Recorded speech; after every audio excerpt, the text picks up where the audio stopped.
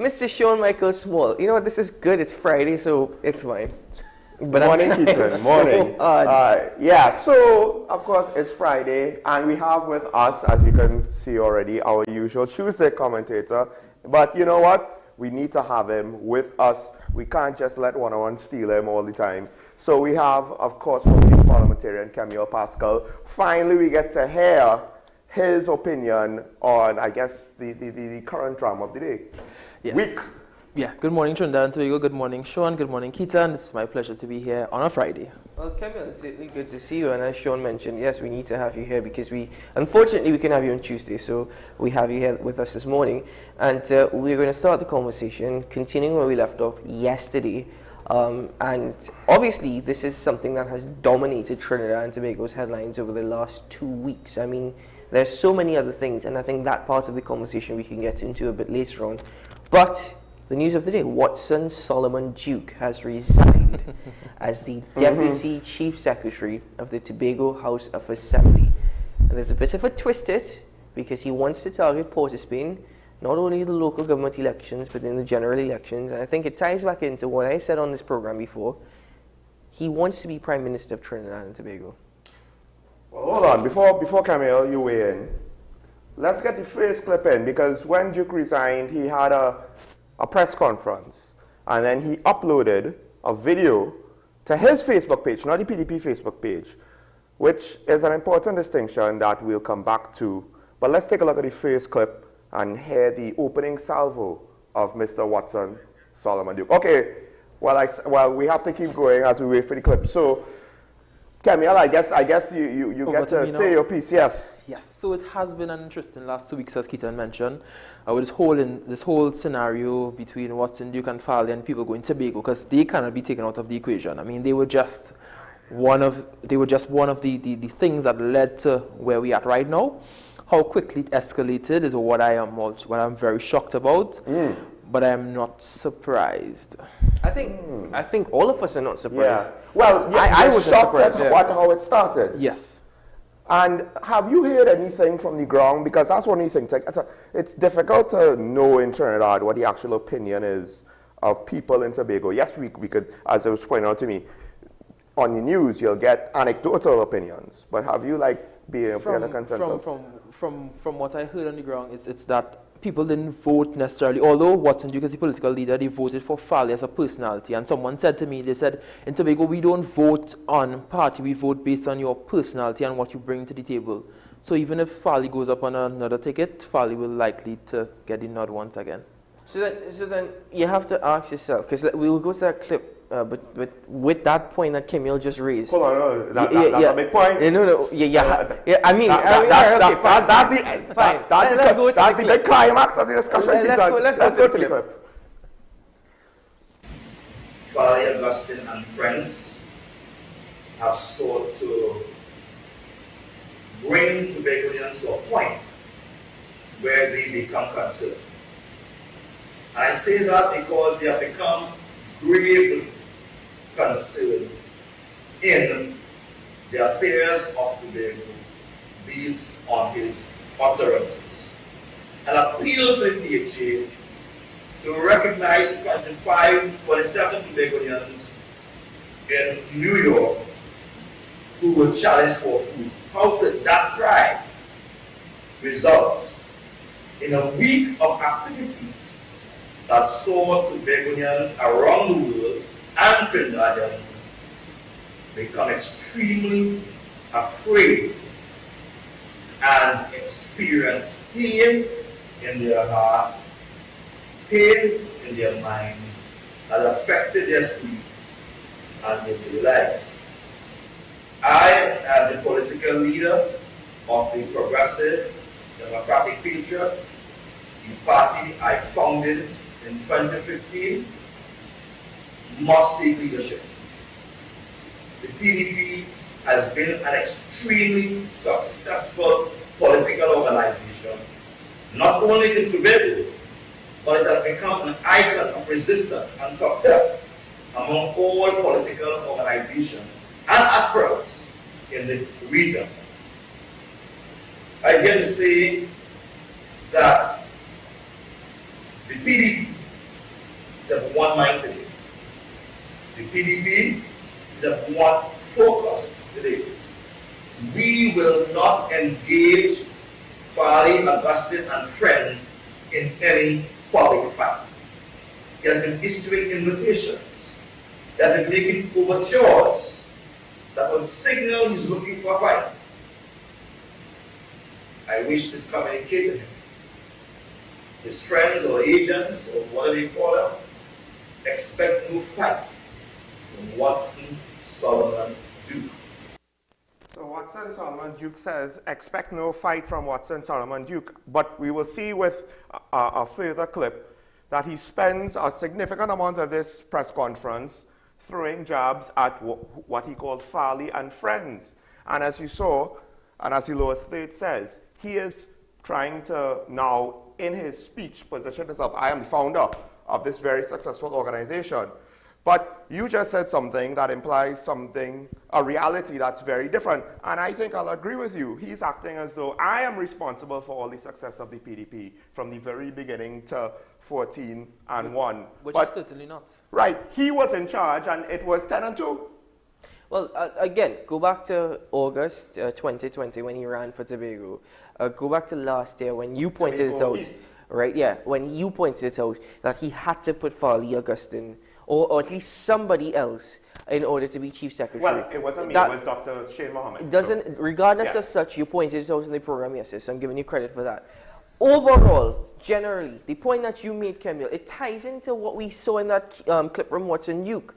Watson Duke is of this, he's of this mindset that the PDP is Watson Duke. Watson Duke is the PDP is Watson Duke. And I think he needs to understand that though he founded the party, and you give credit to him for doing that, and it has certainly built and it's made waves, the party is not just one individual or one entity. The party has evolved since it was founded in 2015. And you're absolutely right. And the thing about it is that he kind of realized that the traction that he probably once got before Farley would have taken the lead in terms of being the chief secretary candidate that they had, he has now lost that particular level of popularity among the people, and he has realized that Farley has now begun to take over essentially, because I'm sure the word on the ground is, here's what, we don't really want Watson as Farley is the person we want. Yes. But Watson seeing that now, from the outside, he's obviously saying, here, what, but I built this party. He said it yesterday. He said, it was me, my brother, and a dog that built this party. That's what he said. So he's making it out to be that I am this person, I am the star, I should be the front runner. And he obviously isn't getting that now, and he has simply said he pulled away himself. Well, he says he's pulling away, but I find it interesting because he's trying to take a high road. And again, the next clip might show some of it. But ultimately speaking, who has been more public? Who has been airing the dirty laundry? When the chairman says, don't publicly disagree with the leader, but the leader is publicly disagreeing with the vast majority of his party that won elected positions Hold on. year. Again, we're assuming it's the vast majority of his party, yeah? Well, he called out the THA. Right. Their opening salvo was to the THA. So when I say vast majority, it's the other 13 assemblymen. But we're still assuming that. But Watson Duke never has taken the high road. Watson Duke cannot take the high road. Watson Duke is an unstable character. And it's not an insulting match against Watson Duke. It's just a matter of he had underlying intentions. He had underlying motives. If Watson Duke cannot be in control, if Watson Duke cannot be the leader, if Watson Duke cannot have the status, then Watson Duke cannot work with anybody else. He doesn't take a high road, he takes a hill. Because you think he's going up, you think he's doing well, but the expectation is it always goes back down. So the question is, right, because we don't know for sure, do you think he put Farley, this is what is claimed now in the argument, he wants to make it seem like it was a benevolent decision on his part. Did he put Farley there, or did the PDP executive kind of figure out a way to hint at him, and he took the hint? As far as I recall, I know Watson Duke would have publicly said that Farley is that person that they have as the front runner, because he himself knew even back then that if he had gone up wanting to be the chief secretary just based on allegations that are leveled against him, or have been leveled against him rather, within the public domain, the people of Tobago would not have chosen the PDP as the party to govern the island of Tobago. Was it the allegations or his personality? Both. A combination of both. So, well, before we go to the next clip, and this is something we'll probably come back to, allegations that has been brought by Duke supporters against Farley. How much credence do you think they have? Well, I see this as a Kamla Prasad Bisesa and Jack Warner scenario back in 2013, because like, that's exactly what you had. When Jack Warner pulled himself out, as popular as he was even back then, he did the same thing to Kamla Prasad Bisesa that Watson Duke is now attempting to do to Farley. Yeah, now, mind you, this situation, though it's a similar example when you had the People's Partnership, but the MSJ pulling out months into that government, saying that they've lost all confidence and they can't work with the People's Partnership governments as well. It reminded me of that as well. But you used a very good example because there's two personalities again. Yes. You know, Jack Warner was an individual that needed control. He very needed strong that power. Personality. Very, very strong. And let me just liken it to what we're seeing now in cricket. Quite frankly, when you have too many dominant people on a side, when you have too many alphas on a side, it never works. Well, is Watson Duke really an alpha, though? That's the interesting thing. He might have the personality, but does he have the qualifications? I think he has the personality to rally people, but to be that front runner that people will choose is something completely different. Just remember, he was PSA president for a while, huh? Yeah, and bear in mind as well, also, yes, there were a lot of controversies. People were trying to get him out. Controversies and how he got the position in the first place. And at a similar position, one thing you can't deny is that even if he couldn't do it by himself, he was still political leader of the PDP when they got 14-1. Huh? So bear all that in mind. Right. Give him credit for that. But what he doesn't understand is that he is not bigger than the party. He's trying to put that across. To me, the three questions I have in my mind is, one, the PDP is fractured. I think it is fractured right now. This is bad publicity for any political party, right? But the THA should be separate to the PDP because the election campaign is over, almost a year now. You're absolutely correct. Their motto itself says people before politics, and that's not what they have done right now. Exactly. So the next question I have to ask is, one, is the PDP now stronger without Watson Duke? Two, what does this actually mean for the PNM Tobago Council? Because quite frankly, the PNM has always been good at picking up on these things and campaigning hard on it. Ooh, because I believe Ansel Dennis is smart. He's going after Farley, not going after Duke. And if Duke makes a mistake, I think that's a good thing for him. In the long run, it's not. But I'll just say this. Will the PDP be strong? I'll answer that question. Technically, yes. That doesn't mean that that's how it's going to unfold, right? How he became PSA president, that is Watson Duke. He did it with help. And then he abandoned that help. Or his help realized he was a waste of time and abandoned him. Which is not so dissimilar as to what's going on now. Correct. And when he was leader of 14-1, that don't mean much. You could have a figurehead. A lot of times in the world, the leader is a waste of time, and it's the power behind the throne that does all the work. And that is, to me, an assumption I'm willing to make. And that's what I'm saying. Duke has the power to rally people. And if he had just remained quiet and stayed behind the scenes, he would have been able to achieve what he wants to achieve in an even faster time frame, which is to become the Prime Minister by going after the 2 Tobago seats, which would give him some amount of leverage within the House of Representatives. So then what's next for Watson Duke? Well, he says Port of Spain. He wants to be the Prince of Because Port you of Spain. realize that as Deputy Chief Secretary, the portfolio that Farley Augustine gave him, right? And I said it very, very carefully because that is what was stated when Farley Augustine announced his secretaries.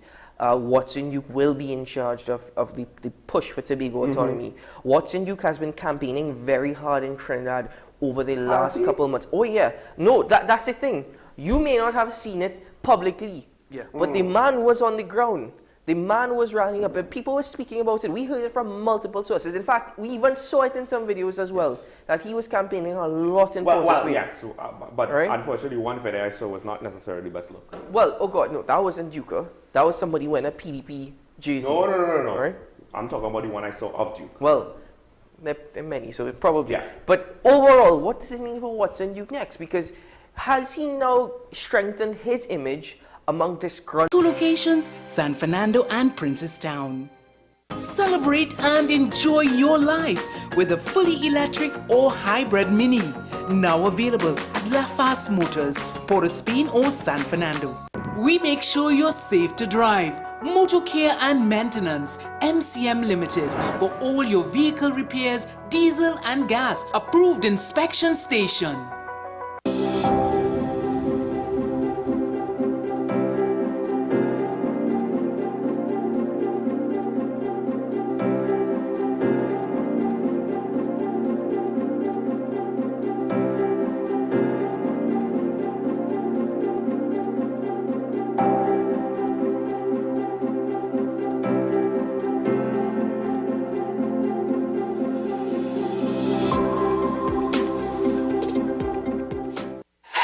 FanZone, your reliable, authentic supplier, has just gotten better. You can now visit our website www.fanzonett.com for your authentic wear and collectibles. The only place where you can use both your Visa debit and credit cards.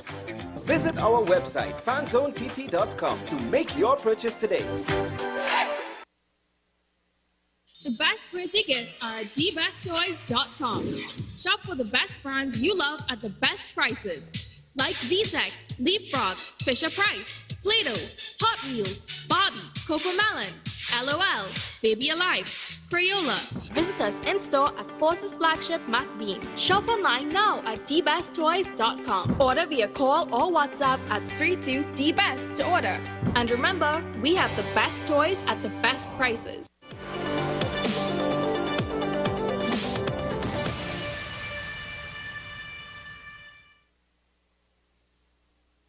Ladies and gentlemen. All right, all right, we're back. We're back, folks. This is how it works sometimes.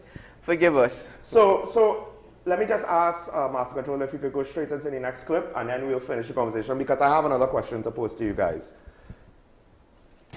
Was simply not by equal, and the reasons that you're looking for a fight are with having a press conference, trying to denigrate the good name of Watson Solomon, insinuating that you will fear Captain Cook or Cook, saying that you will review his portfolio before weekend. We have seen and we have heard him, and that weekend had ended. Nothing came out of it. But then again, some folks have called him Lion Father.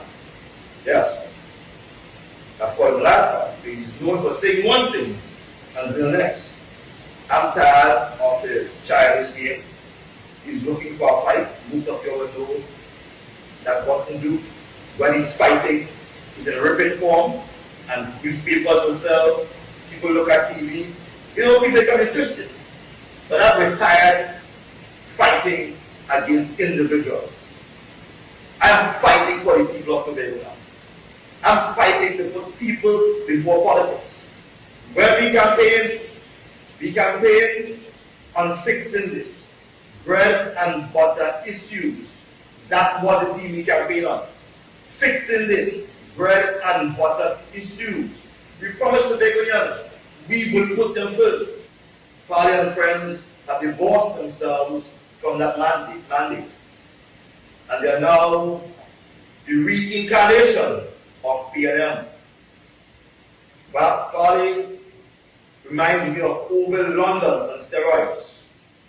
Full of chat, but can't defend that. That's what he is. A lot of talk, and always presents himself well. You gotta give it to the guy. He presents himself like Oval London, but he's on steroids. Much better than Oval London. The needs of Tobagonians are not met. And I dare say, the needs of Tobagonians will not be met by this executive. Their agenda is totally different from that of the PDP. Hence, they will say to themselves that they wish for me to fight for them. And if I lose, I should go. But is that the type of political language we want in this space, in this day, when resources are few and far in between? Should we go to the Tobago House of Assembly and engage in a power wrestling match? Should we do that? I think the House of Assembly time can better be spent passing motions or laws that could benefit directly the people of Tobago. Not who's stronger, But this is what the little boy, Farley, and friends are concerned with. And if you hear him, and if what's to challenge me, I'm sure he will get the vote. Because he's one boss, one leader, one chief secretary, one team. A dictatorship in the making. So he's not going to fight, right? In fact, the THA is not a place to be fighting. They have better uses for their time. Let's not fight. But we're going to mock. Mocking is not fighting, right? Farley and friends using a mocking tone, copying Farley's tone in a mocking manner. That's not fighting. I'm tired of his childish ways. Right. That line really kind of... I would just like to point out a couple of things. The main thing is, have you all realized that everything he has accused Farley of, more or less, could more accurately be ascribed to him? Everything, from childish ways to dictatorial practices. Like, there's nothing that he said. Actually, when you think about it, the only people who would agree with Duke right away would be people who are already Farley's immediate political opponents. You mean Kessel Jackson? I'll give you the full face, Camille. No, you're absolutely correct. But as someone said, Duke is a strategist, as some people see him. And yeah, someone said that. And although Farley might have won the battle, they are saying that Duke will win the war. That's what some people are saying. I would just like to point out that Duke's side is basically saying, Farley, why did you attack your political leader when Duke attacked first? And no one has acknowledged that. Not just attack, but as Farley claimed, he threatened. All right, so let's take a look from a flip side now. Yes. Let's flip it around for a moment. Watson Duke is making some allegations. At the same time, Watson Duke is claiming certain things. I have no problem with that. Because quite frankly, if Farley is the same kind of politician that I have seen Trinidad get in the last 10 to 15 to 20 years, we don't want that. We don't need that. We want change. And that's exactly what the PDP promised. What Watson Duke should have done is brought forward certain things. He never did. He just spoke, and to me it sounded as though he was starting his campaign again. To me it sounded as that. Also, Farley Augustine, on the flip side, Farley has remained silent. To a certain extent, that's fine. I get it. But don't choose to defend what you want to defend. You're correct. Because by coming out, we still have no clue as to what's taking place with this close to $500,000 that was sponsored to this group. I don't know this group. But at the same time, allegations have been made against him by Kessel Jackson. That's very important. He hasn't responded to that. Two, you made a statement by the end of last weekend. We would have heard, what was their revision, what was their review about Watson Duke's portfolio. We never heard about that. And that is where, to me, Farley Augustine has lost out on. Watson Duke, I come into Camille, I'm so sorry. Watson Duke, his resignation. Did he resign because he knew that if he brought forward a vote of no confidence, if he brought forward anything against Farley, he would not have won it? Or did he resign because there's a lot more to this that neither of them are willing to come out and speak about? So one, let me attack the issue of communication. Farley not communicating to the public leaves room for speculation, which is Always. not good. And he needs to come out and communicate with the population, not just people of Tobago especially, but people of Trinidad as a whole, as soon as possible, as soon as today. Secondly, on the second point of allegations being raised, this is the same situation where Gary Griffith is no longer the Commissioner of Police, and he is now accusing the Prime Minister, or has now accused the Prime Minister and other ministers of certain things. Yeah. And it's the same thing as saying, here's what. So if this situation with the trip and the people in New York did not come about, we were never going to hear about these allegations against Farley. Yeah, exactly. So it leaves a lot of questions to be answered. It tells me a lot about Duke's character and the type of individual that he is. I mean, let's not forget, as much as we disagree with Farley going already to say he will look at Duke's portfolio and assess his performance, at the end of the day, no action was taken. After that point, Duke is the only one that's taken any action on top of throwing out allegations against Duke, including the two other deputies from Tobago in the party that was removed by Duke. No one has fired allegations at Duke Basically, all the criticism I have seen of Duke in this situation, it has nothing to do with what anyone has said. It has all to do primarily with his words and the words of his supporters. Now, Hochai Charles had a theory that in the papers that we didn't talk about yesterday. He actually thinks that this might have been a ploy by Duke. Because again, why these folk performance issue is your hill to die on, right? Especially that's what I'm saying, yeah. Especially when the link is so weak. Anybody who understands travel will realize, well, how is that really the THA's responsibility? And they can't act like how you want them to act. Coach Charles thinks that Duke was trying to make a play, right, to basically use Section 49, subsection 2 of the Constitution, right, to force a by-election, to kind of force Farley out of the chief sec position, because basically, I believe, if I'm just going to sum it up, in Parliament, if you lose your place in the party, your place in Parliament comes into question. But the THA Act does not recognize the concept of political parties. Political parties don't matter.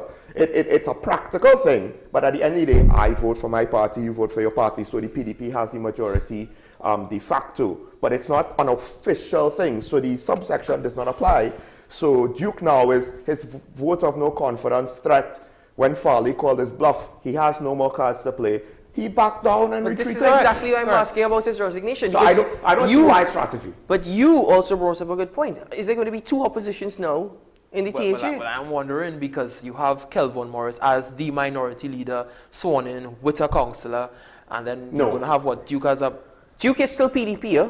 Yeah, and Farley is still PDP. But where is Duke's position overall? Is Farley still PDP? Because he is still a member of the PDP, yeah? He's not a part of the executive. No, well, he's a member, but really and truly, if my political leader removes me from the position of deputy political leader, the second highest office within the party, then what am I going to stick around for? So, just based on the circumstances. Again, it comes down to the membership, right? But also it comes down to the decisions of the assemblyman, not necessarily membership of the party on a whole. That will deal with internal issues, but it can't, unlike with Boris Johnson's resignation, it will not affect. What will affect is the vote of the assemblyman and the councillors, because the PNM have an appointed councillor as well as an assemblyman. If Duke decided to do his lone man in the wilderness and his act where I am the voice of those who have no voice, and because it seems to be trying to position himself against some of the values of the PDP's administration. I mean, so what the same people that he brought into the assembly? What he built the PDP on? Yeah, well, you could say that the values from the very beginning when he was shouting on a street corner. Well, again, everything has evolved, everything has changed. But let me fix this. Because he wants to claim that as well. We campaigned. Did he come up with that? I don't think so, because look at the iconography of the party itself. His iconography is a flambeau, right?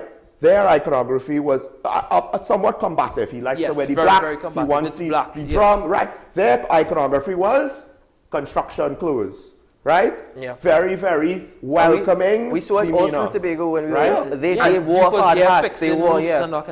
So, I mean, but it comes down to this though. Let me ask you the question now, right? Because I don't think it was necessarily good strategy on Duke's part. Who loses the most in this scenario?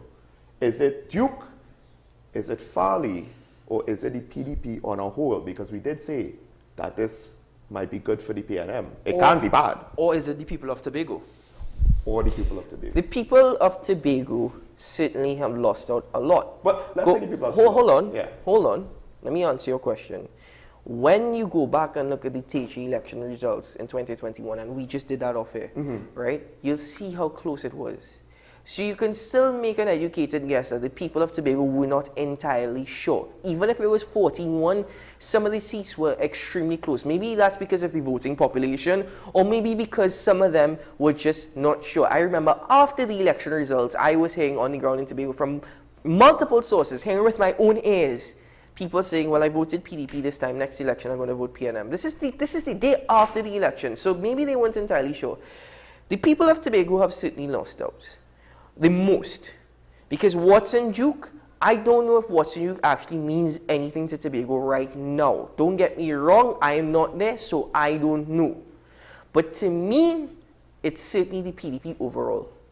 To me, it's certainly the PDP overall. Because people would look at Farley as the leader of the PDP, Bear that in mind. But apart from that, I still don't know what are the positions of those who sit in the executive, because not like it was an executive made up of people from different parties. It's an executive made up of people who are now from the PDP. So I don't know if are they still members of the PDP? Do they still hold certain positions? What is it? Ironically, it does not matter to the DHA. They I could all leave. Yeah, and you're correct. But in order to assess how badly or not so badly PDP as a party would have been affected, you need to get a sense of what are the views of those who sit in the executive with Farley. And obviously the biggest gain, the biggest plus, because for the majority of the last 2 weeks, Kelvin Morris has remained quiet. He made a statement yesterday. He just said, I see it as another development in the soap opera. The Prime Minister... They were advised to stay silent. Yes. I know that. We know that. Yes. We all know that, Kemuel, right? Because I spoke to Ansel Dennis yesterday on the phone. And Ansel Dennis has told me he's willing to talk, but not now, in 2 weeks' time. Right? He's not willing to talk right now. He's willing to speak in 2 weeks' time.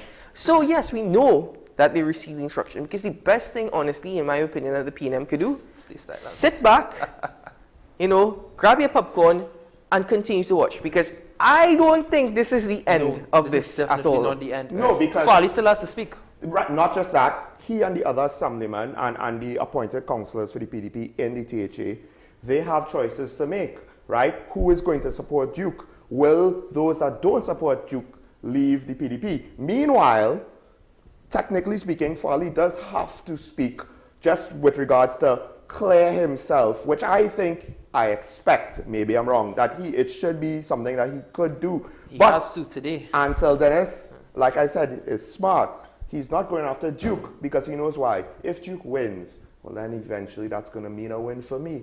But if Farley wins, I potentially am back where I started, having to deal with the fallout of 14-1. So let me, go after Farley. It makes my life easier. Even if it looks like I'm agreeing with Duke now, nobody's going to take it seriously. Listen, and I don't know, is anybody going to take Duke seriously after this? We're not privy to the private WhatsApp chats or the private conversations or the private meetings. But if I were to make an educated guess, the mere fact that Farley Augustine came out and said, call a motion of no confidence against me. The mere fact he said that, he said, listen, I promise you if I lose, I will resign. But if this motion is not passed, you have to resign. He went and he resigned. I think there is an understanding that everybody is siding with Farley. And I think Duke realized that his play was stupid, but he's not going to admit it, so he's not fighting while attacking to spin the fallout. So the next question is, are they going to try and push him out as political leader? That's the other thing, internal party elections. Something that it should be allowed, but I could see where this chairman, who already put his chips all in on the Duke train, and this Trinidad deputy, who is the Jane come lately to this whole thing. I don't understand how her opinion really counts. You're not even in Tobago. No, I mean, right? The thing is, they're going to push to not even... I wouldn't be surprised if we see something funny with internal elections in the PDP, because we saw that in the PSC. Nothing is wrong with Kezal Jackson speaking. I don't think anything was wrong with her speaking. I think what she said, she didn't realize what she said and what she was doing. Anyway, folks, let's take a break here on the program now. Oh boy, it's a hot Friday. Whew. We'll be right back after this.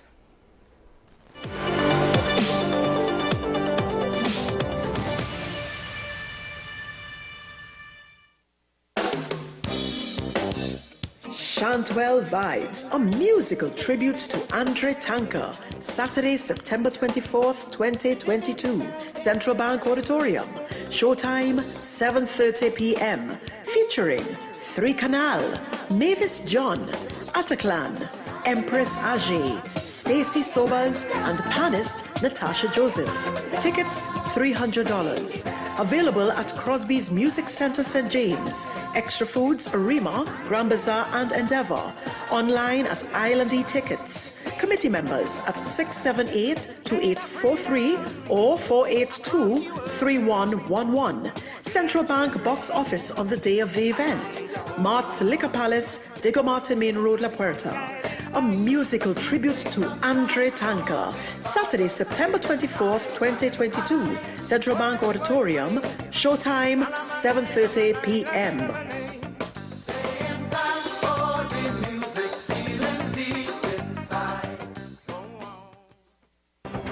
The issue, the continued rise in the price of flour and its impact on the cost of living in Trinidad and Tobago. How should we go about it? I want to ask you, what has been revealed to you about the state of vulnerability in the country because of this exercise and because of what we're going through? Is the government losing the war on the vaccine front? The discussion should revolve around the common good for the greatest number of people in Trinidad and Tobago. How do we inculcate a sense of respect and regard for people who may not be of your own political ilk or persuasion?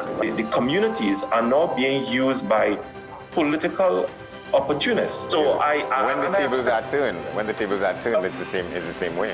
Okay, this has been 10 questions. I'm Andy Johnson, and we'll see you next time. Let your voice be heard. Call Madam Fix It on WESN, the only place that effectively helps you with your woes. Having problems getting onto government agencies, water woes, NIS and pension problems, potholes, and much, much more. Call me, Madam Fix It, every Monday, Wednesday, and Friday, right here on WESN. Let me fix it for you. Is it politics? What is it? Is it that nobody cares about sports? The kind of support that sport used to get in the past is no longer here. The thing is, taking a knee doesn't mean that that's the only thing you're doing now, Andre. Right. Taking a knee along with other stuff. Samantha, what are you looking forward to when you return home to Trinidad and Tobago after winning the title? Thank you very much for speaking it into existence. Is it no pressure on Nicholas Ball? It makes me more motivated to work hard and to go out there and rep the white and black. Why are we sending a team to the Winter Olympics? There are a number of Trinbagonians who are in the diaspora and have grown up in winter sport. It's an opportunity that the Trinidad and Tobago Olympic Committee will not close the door on. I also believe in the players that we have. Once you can motivate the players, you can get the best out of them.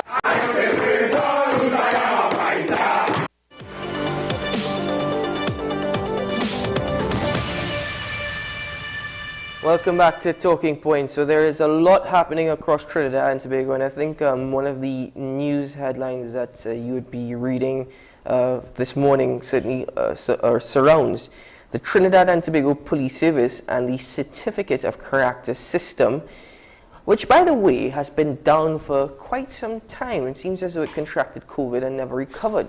Because over the course of the pandemic, the TTPS was informing you that you have to go online and you have to get this document online and print it because they didn't have any in the police stations. And I could tell you because I visited multiple police stations to kind of test that system. Now we're getting news that it's been down for quite some time and they're not entirely sure when it will be up. What nonsense is this? Welcome to Trinidad and Tobago. That's literally a good tagline for that. Our Certificate of Character system is down. You can't get your green card, so you have to stay here. That's basically it. You know, I don't understand. If we knew this system was down for so long, why is it only now the TTPS is coming out and publicly stating it? I will bet that they didn't have the money to fix it, and they just waited. That's my theory. That's my theory for a lot of things. You might lose that bet. No, in the sense of they knew it needed to be fixed, right? They didn't fight to get the money. They didn't fight to find the money, right? They just like, well, you know what? We don't need it right now. Let's just leave it alone and move on. Well, it has essentially been down for a while, as Keaton mentioned. Seems like it contracted COVID and never recovered because up to now, people still who applied back then, however long, who still aren't able to get there. Right, because what they needed during COVID? Yeah, some people were still applying for jobs and stuff, so of course they Well, would need it. what about Even the to get your CSME certificate, you need a certificate of character. What about the police service? Do you need one to get with the police service, that same process or similar? I'm not sure. Okay. Because they do their own checks. So. Right, okay, yes. So overall, in Trinidad and Tobago, again, when we speak about national security and whatnot, the system has been down. And I keep stating, think about it. It's been down for so long. This system is designed that way. They want it to be that way. They've kept it that way. If they didn't want it to be that way, if they really wanted the system to be up and running, bet your bottom dollar they would have found the money to do it. No, it's just no. Listen, they want it to remain that way. They will use the cloak of it being the end of the financial year, and they can't get releases, so they can't get money to fix it. Essentially. Go ahead, Sean. Go ahead. No. I mean, at the end of the day, I'm just speculating. So how is my speculation more accurate than anyone else's, right? So to be fair, I just feel, I don't necessarily think that it's all cynical in the way you think it's cynical. I think it's cynical in the sense of, well, you know what? It is what it is, you know, but I want to do X. That's the same thing I said. That's why I said welcome to Trinidad and Tobago. But it's not. It's just commonplace. It is what it is. No, but it's not that they want it not to be fixed. It's that they want to do something that will get them elected more. Right? It's not that if they had the money, they would fix it because if it gets out, it looks bad. But if we could keep it hush-hush, right? But make sure that this relief grant gets financed as much as possible so that they look good in the press. Now, I hear you in terms of communication. Oh, yeah, okay, let's keep it hush-hush. Let's use an example. If my computer crashes and I'm just here like, well, it is what it is. Let me move on. I don't care to get it fixed. I don't want, because I just don't want to. I'm not going to bother with it. I'm just going to leave it like that. I mean, because you know why? At the end of the day, it doesn't bother me. I don't care. I really don't care. And that is the mentality and the attitude that we have seen constantly in Trinidad and Tobago. And you might think, oh, this is a minor thing, you know. The certificate of good character system. Or not good character, certificate of character. You know, everybody have a good character, right? But they're always good boys. Sorry, I just couldn't help it when you're trying to have a serious argument and a serious debate, it's Friday. He comes with a line like that, which is true. You cannot argue against it. It is true. But they're always a good boy. But think about it though. It's not just when you see criminals and the families like they were a good boy. You know, you can say the same thing about politicians. All politicians. What do you hear? Oh, in person they're so nice. It's true. They're always so nice. The system, the certificate of character system is down. All right, no problem. I'll go in by my granny to get a. He was a nice boy. He was a good child. He loved his community. He always did this. Sign granny. I mean, come on. We're not stupid. We're not ignorant. That's the reality of how things are in Trinidad and Tobago. So I truly hope that this is sorted out soon. I could have said that 2 years ago, and we'd be probably having this conversation this morning anyway, because it's never, ever fixed. What's going on with the scanners in the port? Has that been fixed? Has that been sorted out with? No. And this has been highlighted for quite some time now. Why hasn't it not been fixed? Why hasn't it not been sorted out? Because it's designed that way. The system is, they want it. From these things, Skeeter. Exactly. They want it that way. They want it that way. The system is left like that. My only thing is, I don't necessarily know exactly how the politicians would benefit from it. That said, I don't even know if I could see a world where they are so ignorant of some of the problems on the ground, they might not even realize, oh wait, that was down? Why did nobody tell me? We did tell you, like months ago, you just did nothing about it. Yeah, they always knew. Let me just, you want to know how politicians would benefit from it. Let me just use 2 words, 1 phrase. Actually, it's 3. See, that's why I didn't do maths. White collar crime. White collar crime. That's how they benefit from it. We've had that discussion here before. You know, you're very much well aware about it. You know, put it this way. I keep asking.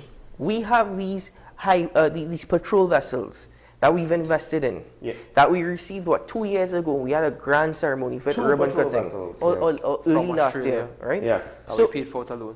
Right. Are we still paying for it, by the way? Right. We're still paying for it. Right. Fitzgerald Hines had a grand ceremony, ribbon cutting. Himself and Ansel Dennis went on, I think, 8 days on end. Sean! With enough crew and everything. So yeah, but do they have enough crew and everything? Don't get me wrong. I would like to believe. And supplies. Don't get me wrong. What Sean is stating is absolutely correct. You need all those things. I just don't know if they have. No, but you're right. So if we don't have those resources, why did we make this investment? I don't know, Keaton. You know? Because 2 boats okay, think about it. You have two boats. They could go out for 28 days. Even if both boats went out for 28 days together, well then, when they come back for maintenance, you lose the coverage. If one boat goes out alone, the coverage of two boats on all of our shores, just the west and south alone is not enough. But when you have two, at some point, you're only going to have one at a time. So while we might be watching the northwest, you have the whole south coast there, the southeast Miaro, right? Venezuela literally has multiple points of entry when it comes to a sea route. It's not as though there's only one channel that's close enough where they could reach. So two boats are for long-term patrols. It's not really going to do much. It is what it is, especially when we have, look, the price of gas going up. So before, when Mr. Fisherman was talking about they didn't have enough gas, do they have enough gas now for these 28 days? Right. Norms? So again, your arguments are heard. You're making good points. The mere fact is, at the end of it all, we invested in it. We have it at our disposal, right? Even if your points are good, and I will not argue against it because I agree with you. The mere fact that we've spent money from a loan of which we're still paying back, and your grandchildren are going to still be paying back, and your children are going to still be paying back, and me going to still be paying back, right? Age difference, right? Yeah. Anyway, with my grandchildren. It's actually true. You are really bad at math, boy. Because I just assumed that you were trying to say Sean has to have children. Listen. That's what I thought too, by the way. Good. When co-hosts like these, who needs enemies? Camille should be here all the time, right? When Keaton messes up, he's here. Anyway, we were straying off the topic, but I don't know if we have enough time. Maybe we could start it now, because you also had an issue. Right, so I got college education. Yes, so we've covered it here, and we've seen it in the news, and we will continue that conversation on AM Prime. I think they actually had that conversation this morning. But we have discussed the situation surrounding the infrastructure of schools and the cost of going back to school and education, but mostly at the fact that a lot of students are on rotation. I say a lot because 8 schools are in need of serious repair. From what I understand, Scarborough Secondary School needs to be reconstructed entirely. And the last teacher administration actually, they've got a piece of land which is said they're going to build it. This administration has now gotten financing, or has at least sourced financing. All that is taking place. What we didn't discuss is that universities have also opened up, tertiary institutions have also reopened. The University of the West Indies St. Augustine campus, right? I have been reliably informed, and I say reliably because it's from a senior lecturer, right, and I was also informed by a tutor, that some of the classrooms in UE are in such a state of disrepair that they cannot use it, that it's actually been blocked off. In fact, over the last 2 years, they did nothing in terms of maintenance or upgrading, that some of the facilities cannot be accessed. I've also been told that some of the washrooms on the campus are also not functioning, so some students actually have to walk to the other side of campus to use a bathroom. That is what I've been informed from a senior lecturer as well as a tutor. So that in itself over the last 2 years has not been addressed. UE and UE funding has been addressed, so we know that there's an issue there, but you would still think that the budgets, because COVID-19 came in the middle and just cut off everything. Well, right? Not necessarily classes, so not necessarily revenue streams. Hold on. We're not talking about revenue streams, but you know how businesses run. Usually, there is a budget at the beginning of every financial year, which also coincides generally with the academic year. And that being said, the monies should have still been there because the campus was not active for the last 2 years. But classes were online. But remember, you do recall there was the issue during the pandemic of students not wanting to pay the amenities fee. And I think the technology fee for on-campus use because of the fact that they are not there. Right. So I'm guessing it's that the money that was probably needed at that particular point in time for those types of, to do those types of maintenance and repairs were not there. So I'm guessing that's where we are right now. But that is no excuse for the state that you is in. Yeah, but certainly the maintenance should not be the same because your facilities aren't having any wear and tear. Correct. Right? It's not the same thing for businesses that literally could not function and had their facilities not being looked after. Right? So as much as the students don't want to pay the fees, you can't tell me that all tuition fees, none of that money goes to the campus for maintenance at all, that you have to have an extra fee just to maintain all of that because... Well, UE has a fee for everything. Apart from that, remember the government is also owing UE money. Yes. That's the reason they had the partnership with the Couva Teaching Hospital, which was part of cutting the amount all of of money this as part of the equation, gentlemen, and I'm very glad that you raised that. All of this as part of the equation. When we speak about funding, when we speak about expenses, and when we hear about how good we're doing in terms of revenue, given the unfortunate circumstances, and bear in mind this only happened earlier this year, right? In fact, the other day when I was listening to BBC News and it said 6 months since it started, I was like, wait, has it been 6 months already? You know, with all that and all that adding to the equation, the mere fact that it's a new academic year, the mere fact that we've had 2 budgets, and even though we were in a COVID-19 lockdown, you would still think that maintenance, at this point in time, I'm not even speaking about construction of new facilities. And some engineers will make the argument that renovations are more expensive than actually constructing something from the ground up. You know, I've heard that. Yeah. But we're not even speaking about renovations. We're speaking about just maintaining the facilities that existed. Some of these facilities were in a deplorable state even before COVID-19.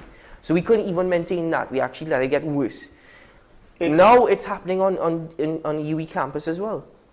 It comes down to one thing, and I will accede, I believe the government has major revenue issues. Yes, Professor, we know. But at the end of the day, it's difficult to meet all of their bills because I believe the deficit does not account for all of the potential bills and contractors and services that they're not paying for. I don't think that deficit includes also the loans. Right. So, but my point is, how do you manage a difficult situation? Leadership, communication, you prep your people so that you could make hard decisions. You don't just make hard decisions in a vacuum and the population's like, what's going on, right? But you don't say, well, because we don't know how to explain it to the people, let's just not make hard decisions. So this is just one more chip in the dominoes of, you know, the economy falling apart. Well, when you campaign on Rosewater and then you give us mud, that's what I'm saying. They would not get elected if they go and they make all these, you know, if they are, listen, I'll just end it like this, right? Because we have to go for news. Have you ever heard or known of an honest politician? Maybe those 2 words don't even fit together. I don't know. Let's take a break for news, and when we return, we'll open up the phone lines. Stay tuned.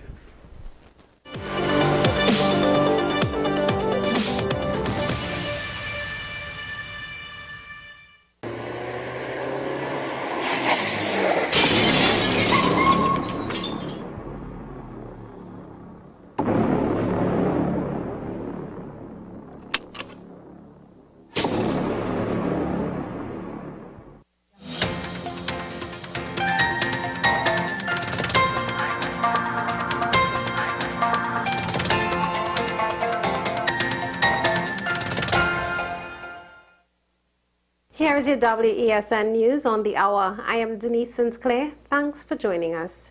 Here are the headlines. SM Jalil, Vice President, facing sex charges abroad. Prime Minister meets US VP as high-level talks continue. Former commissioner suggests that a special TTPS unit formed to bring him down. And internationally, China blocked from Westminster Hall. Now for the details. SM Jalil VP Adil Aleem Mohammed has been arrested and charged in Miami for allegedly having sex with a minor. There are 10 counts of felony charges against him. In a statement, SM Jalil Company Limited says it accepted the resignation of its Vice President of Information Technology, Mr. Mohammed, on August 11th. On hearing of the charge, the company engaged him in dialogue, which led to him submitting to his resignation. Since the matter is currently before the courts in the United States of America and therefore sub judice, propriety demands that it is inappropriate to comment on the case. Mr. Adil Mohammed is not a shareholder or a director of the company. Prime Minister Dr. Keith Rowley joined other regional leaders at a meeting with U.S. Vice President Kamala Harris on Thursday in Washington, D.C. The CARICOM leaders had open discussions with Vice President Harris on matters related to the topics of energy security, finance, and food security, all of which are closely integrated. With respect to energy security, the potential of hydrocarbon resources in the region was discussed with a focus on how these resources can be part of the solution to the current global difficulties. At the 9th Summit of the Americas in Los Angeles in June, the U.S., CARICOM, and the Dominican Republic agreed to the establishment of 3 high-level action committees to develop near-term solutions to 3 challenges in the region. Former Commissioner of Police Gary Griffith believes there is a secret plot against him created by some political entities who may be working closely with members of the police service. The end result is that they've now formed an arm in the police service that has been brought to my attention, where it's an unnamed unit and their job every day is to see what they can meet, to see what they could do to bring down Gary Griffith. That is what we have reached to. And the vast majority of law-abiding police officers, I actually do not walk into that trap. I have written to the Police Complaint Authority, the DPP, the Police Service Commission, and the PSB to have this investigated. And this is the type of dictatorship we intend to put an end to, where you cannot have arms of the police service working to the directives of politicians because you might give them promises of a substantive post if you get Gary Griffith arrested. In international news now, a Chinese government delegation has been banned from attending the lying-in state of Queen Elizabeth II. House of Commons Speaker Sir Lindsay Hoyle is understood to have refused a request for access to Westminster Hall over Chinese sanctions against 5 MPs and 2 peers. Queen Elizabeth will lie in state until her funeral on Monday. A Chinese Foreign Ministry spokesperson said they had not seen reports about the ban, which first emerged on the Politico website. Well, that was news to the hour on WESN. I am Denise Sinclair. Thanks for watching.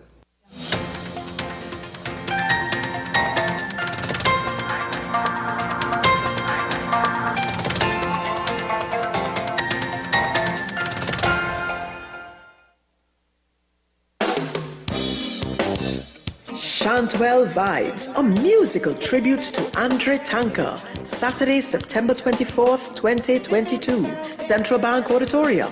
Showtime, 7:30 p.m. Featuring 3 Canal, Mavis John, Ataclan, Empress Ajay, Stacey Sobers, and panist Natasha Joseph. Tickets, $300. Available at Crosby's Music Center, St. James. Extra Foods, Rima, Grand Bazaar, and Endeavour. Online at Island E-Tickets. Committee members at 678-2843 or 482-3111. Central Bank box office on the day of the event. Mart's Liquor Palace, Diego Martin Main Road, La Puerta. A musical tribute to Andre Tanker. Saturday, September 24th, 2022. Central Bank Auditorium. Showtime, 7:30 p.m.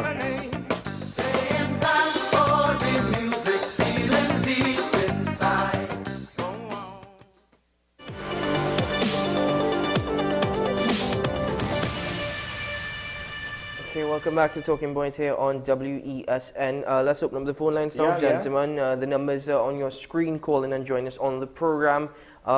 We do have a caller line with us already, actually, from Tobago. Good morning, caller. Morning. Caller. Hello, good morning. Hello. Hi. Good Hello. Hi, good morning. You're live. Good morning. Gentlemen, when last have you as men witnessed that most of the institutions in Trinidad and Tobago not working? For instance, the health, WASA, all these institutions not working. Yeah. And it's a kind of frustrating thing because you, as a citizen, lower class citizen, trying to do your best, and you just find all these And we have so much institutions of higher learning in Trinidad, but yet we have a management problem. Yes. Very much so. All right, thank you very much, caller. So that point that he made, actually, about, we have, I said yesterday, education doesn't equal to common sense. You can have a certificate with your name on it, it doesn't equal to common sense. Because you're right, we have so many tertiary education institutions in Trinidad and Tobago. We have all these well-qualified individuals, and yet we have a management problem. But at the same time, on the flip side, is the wrong people we put to manage these things anyway. How many people supposed to have an MBA? That is Masters of Business. I mean, am I wrong? So that's management already. But then I think, the question is how many people really earned. Listen, you could learn everything you want to learn. I said earned. You could learn, you could earn, you could yearn. You could achieve. I don't know if you could earn. We have another caller. Miara, good morning. Hello, good morning, caller. Gentlemen, Morning, I just want to say to you again, very good topic to the panel, and for Mr. Pascal, who is here this morning, I just want to say, sir, this is the farmer here again, and I just want to highlight the challenge that we have with when you correct me and you tell me about education. I understand that and you put me in perspective, and I appreciate that very much. But, sir, when I working hard and fighting, I'm a taxpayer, fully endorsed with being a patriot. And my daughter is in the university with the GATE program. And you won't believe we cannot get through. She registration way in advance, passing all the pass marks. And yet the sitting credits that she have inside is not released yet, but she's showing me where it is that she have over $6,000 in the account, and now she's saying that they don't have clearance and they put a stop to it on a hold until they get clarification. When they do investigation, it is because some people didn't come out to do the work, or they're still on hold because the person is absent for the duty. What really going on in this country? I don't give up in my side of life already. You mean that I give up for them too? This is the problem we face in society. We're struggling. Yeah. Let me go forward now. Keaton, all help the children, please, because listen to me, we're lacking a leadership bad, and we can't penetrate. It's frustrating the people on the ground. Help me, please. I'm begging you. Thank you. Thank you very much, caller. We hear from you. I hear the frustration of the caller, and interestingly enough, I have been attempting to go on the GATE website for the last 2 weeks. GATE website is not working. I just from multiple devices. I want to respond to your caller because I heard it. A man spoke with some emotion there, and I will respond to you right after this call from Diego Martin. Good morning, caller. Hi, good morning, gentlemen. Good morning, sir. Yes, I just want to put in 2 bits concerning Tobago. I think these gentlemen have to get their act together and try and come to some sort of resolution, whether to take the country Tobago forward, because there are a lot of investors who are looking on and who want to invest in Tobago, and that is not looking good. It's going to cause a problem for them. Good point, caller. It's going to halt any sort of development Tobago needs to provide for people and whatnot. So people have to understand these things and try and put these petty politics aside. Mr. Duke really is a person really. I mean, he wants power, and if he can't get his way, that's it. So I just hope that they resolve their issues and try and get the Tobago going. But Tobago is such a beautiful place that is nice to enjoy. And I mean, I spent many time in Tobago years ago, and I enjoyed my time there as well. So I just thank you for taking my call as usual, and you all gentlemen have a good weekend and take care. Thank you very much. Same to you. I just wanted to say that where you said Tobago is a very beautiful place. I've traveled to quite a few Caribbean islands, and I'm not trying to be biased in any way, but Tobago really holds my heart, boy. Most definitely, and I think Tobago really holds my heart. Just knowing that that's your sister island. But apart from that, the call is correct. Institutional strength is one of the pillars that companies look for in terms of wanting to invest in Stability. anywhere. Yeah. Stability. If they see any instability, let alone within any part of Watson, he's been behind the bridge and on Nelson Street in Port of Spain. He's been in East Port of Spain campaigning since he became Deputy Chief Secretary of the Tobago House of Assembly. Camille?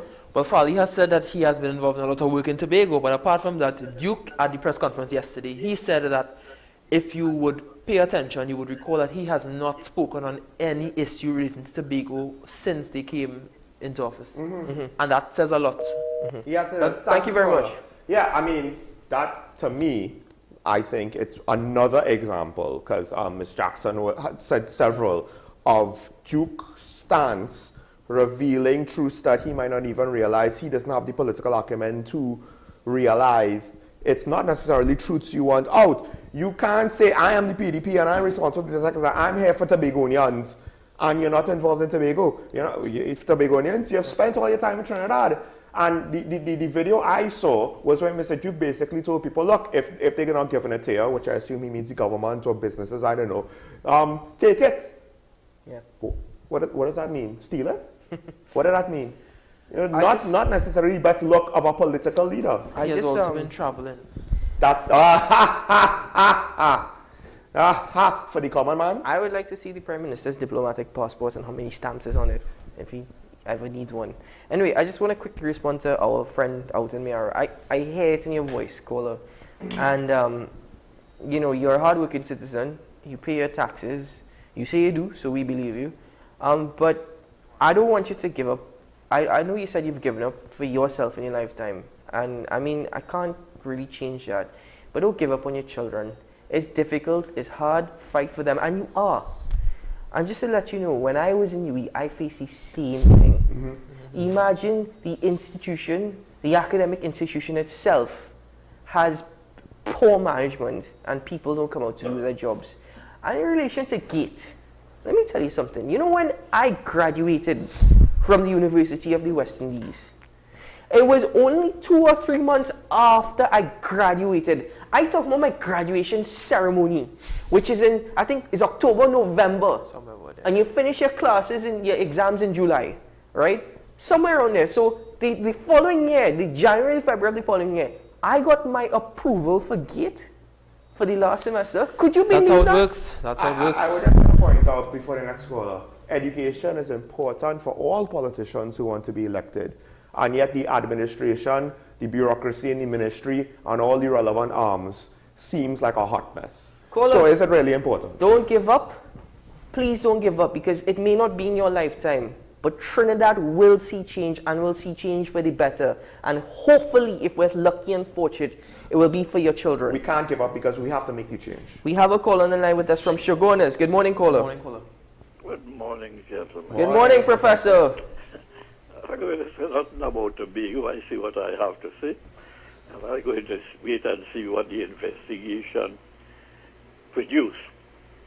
What I'm going to try on you yesterday on the acquisition in Tobago, because you seem to forget that some time ago you had a program, I don't know if it was the same person, who made similar claims, and I called in and pointed out that a lot of what she's saying is, put it this way, not need some explanation. One of it is to deal with the act itself. The government revised the act in the mid-90s. They put up a new act, and then for some strange reason, 2 years after, they went and changed the act and tell nobody. And it's possible that that could be causing a problem. The second point that I made is that the amount of money should not be a problem, because the law is very clear on that. If you have a dispute as to the amount of money, you go to a high court judge to arbitrate on the matter. And that will not call for stopping the project to determine how much money. The only time you will stop a project is when you are challenging the project itself. Right? So these kind of statements that the government is supposed to do nothing until they do that is nonsense. The thing about rehousing people, there is nothing in the act about rehousing people like that. This thing can come up to a blatant act of corruption by a government minister in the Weimar area, which caused endless problems. And the endless attempt was made to put in fraudulent claims for housing. Then it went to Piarco, which your person pointed out to, and the same thing happened. Endless corruption. This whole acquisition business, you had an in-depth investigation, I told you this already before, by a committee headed by a retired member of the Senate. Professor, sorry to rush you, Professor. We have other callers, so if you just make your point. Also from Tobago, and instead of taking the recommendations of that, our new Prime Minister put up a new committee to investigate, and we cannot hear nothing about it. Thank you, unless you have any questions. No, Professor. No. Thank you. I think, well, speaking to my colleague here who informed me of some things, I think it is to do justice that there are legitimate counter-claims to what Ms. Hackett said yesterday that makes the situation less straightforward, right? But we have another caller, so I'll leave it at that. We have a caller. No, that's fine. From San Fernando. Good morning, caller. Hello, good morning, caller from San Fernando. Hey, gentlemen, morning. Good morning. Hey, Camila, welcome back to our show. Gentlemen, you see that statement Mr. Duke made yesterday about the resignation? I just want to say this. Don't take that, or take that with a handful of salt. That resolution has to come, the resignation has to go to the THA, and they have to accept it. That, in my opinion, I'm telling you all, that's what that ain't happening. Let's wait. Anytime he says anything, wait and see. We said wait until next week and see what happens next. And I am telling you, it ain't finished. You're right. And he's not resigning from the THA executive. Yeah, you're right, caller. This is not the end of it. I think we all agree on that. Yeah. Thank you. Thank you very much. Well, I'm not entirely sure exactly who is going to be the one to stop the resignation. If it's Duke gonna like pull the brakes himself. No, because I don't know if I understand what the caller is chief stating secretary is as gonna well. do it. No, because I understand what the caller is stating as well. Put it this way, just as how Farley called out Watson, bring a motion of no confidence. Remember last week the statement Farley made about he hasn't been doing his duties, it will be reviewed. To a certain extent, Watson Duke has called out Farley, because you're right. We still have not been told whether or not it's been accepted by the THA. Just remember that he says he was resigning with immediate effect, but it could be declined. No, but remember also, Duke said he's not going to be fighting with Farley. Don't mind the fact that everything he says and does, Farley is not my equal, points to the opposite. He's still fighting it down. Camille, the other point? It just shows him as an individual and the type of person he is. I think that sums it up, honestly. I'll call in line with us. The two of you at your mass ineptitude. Worse yet, CXC, not even Cape. You, Sean Michael, that you can't find the volume of a cylinder. So when water takes off your water, how are you going to know how much water in your tank? Keaton Shaw, Bodmas, and you can't do trig. Now I have to stereotype the two of you. Sean, the little bit of Chinese you have in you, you're supposed to know math. What The all of Indian in you. It's a good thing it's Khan Academy and not Shaw Academy. And the numbers at the bottom of the screen, you all is 40 and 36. Oh, jeez. Cringe to the two of you. On that math. Goodbye. No. Thank you, caller. I just ask, what are we going to use Bodmas for? Maybe I should do like Duke and push my chair around one side and the other side. I was just saying, I know how I will measure my water tank. It's half full. It's almost full. It's less than half full. You see, wait. Is it half full or half empty? Well, either way.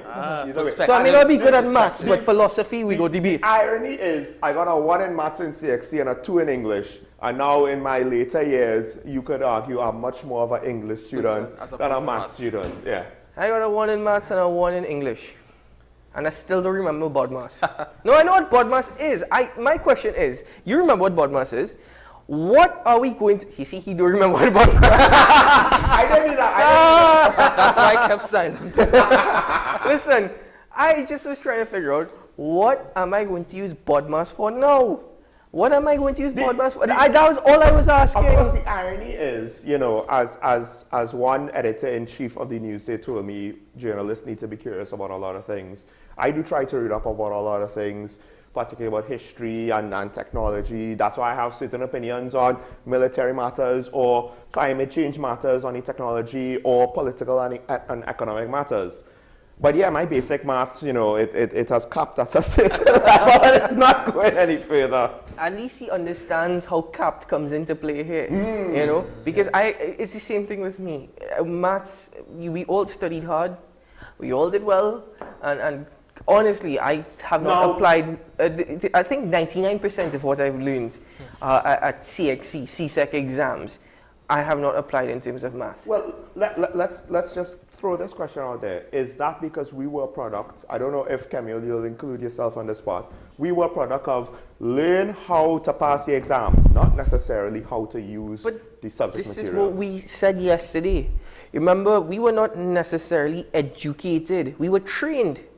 And this is why the system needs to be reformed. Now, I don't want to get into that entire debate. I know. But you're absolutely right. We were not educated as such. We were trained. And your parents will tell you that. You know, your book, make sure you pass that exam. You have to pass the people exam. Pass the exam. Pass the exam. It doesn't matter what you pass. It don't matter if you understand it. Yeah. It don't matter whether or not you know how it applies or what it applies to, or if you're going to use this in or life. what your teacher, or if you're going to be able to retain the knowledge that you're getting, which is essentially what because I have heard of education systems, I think mainly in not all of Europe, but I'm not too sure if it's in Scandinavian countries or other countries where it's not as intense as what we see in the Caribbean, maybe in parts of Southeast Asia, in parts of North America, and like the UK, because we follow their model to some extent.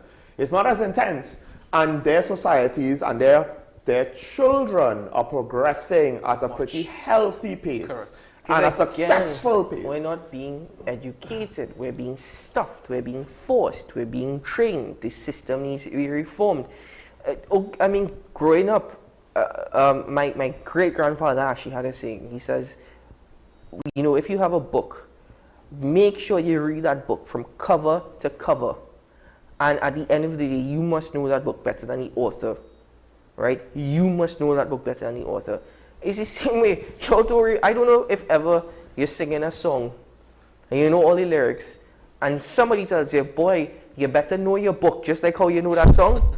You ever got that line? You know your book, sir? Yeah, you know your book, sir? Well, boy, if only. I can't remember.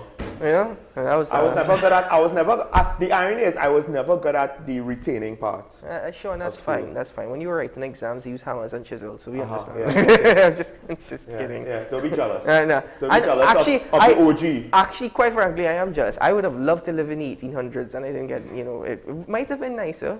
It might have been nicer. It was a lot warmer. It was a lot warmer, especially in Trinidad. It was a lot warmer. They didn't have these newfangled things like AC now. You know, we have to go on horse and buggy. We didn't have AC. This is the thing. It will be nice, you know, if you sit down and talk. Just imagine this, right? Because it might go for me too. Sean has told me that I'm what? Old man in a young body. Born in 54. I'm Benjamin Button, right? Yeah. Imagine us. Not really, because you were born in 54 and you're only getting older. You're not getting younger. I mean, it shows. But, gentlemen, we're not too far. We're not too far from us in. I remember in my days when we used to get tomato ball for $4 for $1. I've already started to say it. And now it's $1 for one tomato ball. But they have them in the park as well. You can get Yeah, but the one is the price, right? It's not the same thing it used to be. Boy. I remember my day when Coke was $2.50, and of course, my mother will be. I remember my day when Coke was however many change. How much change? I remember when the doubles was $1.50. Oh yeah, I remember that too. God, boy. You gonna for that? Yeah, I tell you, I owe you know. You just, I'm not gonna reveal my age on it. I owe you know. You had a genetic memory, of you know. Course. You did actually, you did actually have the chance to pay $1.50 for the balls. No, I didn't. I just sat there, you know, sucking my thumb, realizing, oh, that's $1.50 for doubles, you know. Imagine if you were starving in those days, $5 could have filled you up. Yes, that's true. Wow. Yeah. Anyway, folks. That's where we end this morning's edition of Talking Point. Thank you very much to all our callers, and a special thank you to Mr. Camille Pascal, the host of 1 and 1, but that is secondary because he is originally Talking Point's own. Thank you very much for joining us once more. Thank you, Keaton. Thank you, Sean. Thank you to all viewers. Very much so. Thank you for making the time for us, man. I mean, it's only 1 and 1, you know. Busy man, you know. He can't have 2 on 1. He just won 1 on 1. That's it, you know. That is the song, right? I know it doesn't. I just thought about it. I was like, no. So now I will try to shift gears, folks. I think our final bit of conversation there, as much as it was off the cuff and a little bit informal, I do think it points to the fact that, look, even with GATE, how educated are we really? And are our students prepared for that tertiary education jump? And I do wonder if the answer to that is no, and I very much suspect that it is. So folks, this is just one more thing where we need to be more involved, and I know that's hard. I know that's hard because your work and taking care of your family, that and all is like a 24/7 job in and of itself. But you can't take it for granted that the people who you expect will have your interests at heart will truly have everyone's best interests at heart. It's very easy to give up. It's extremely difficult to hang on and have that hope. But just remember, if you do that, the end result is always sweeter. And I get it, people are toiling, people are crying, and you know, I could imagine some parents at night when they kiss their children goodnight and see them off to bed. Even if they have a bed to sleep on, I could imagine when they're sitting on what they're thinking in their head. And it's not easy, folks. You know, it really isn't. But I truly believe that, you know, soon, very, very soon, we could have change. But it's only if we want that.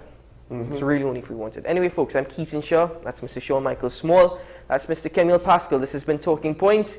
Stay tuned for 10 questions with Andy Johnson at 10 a.m.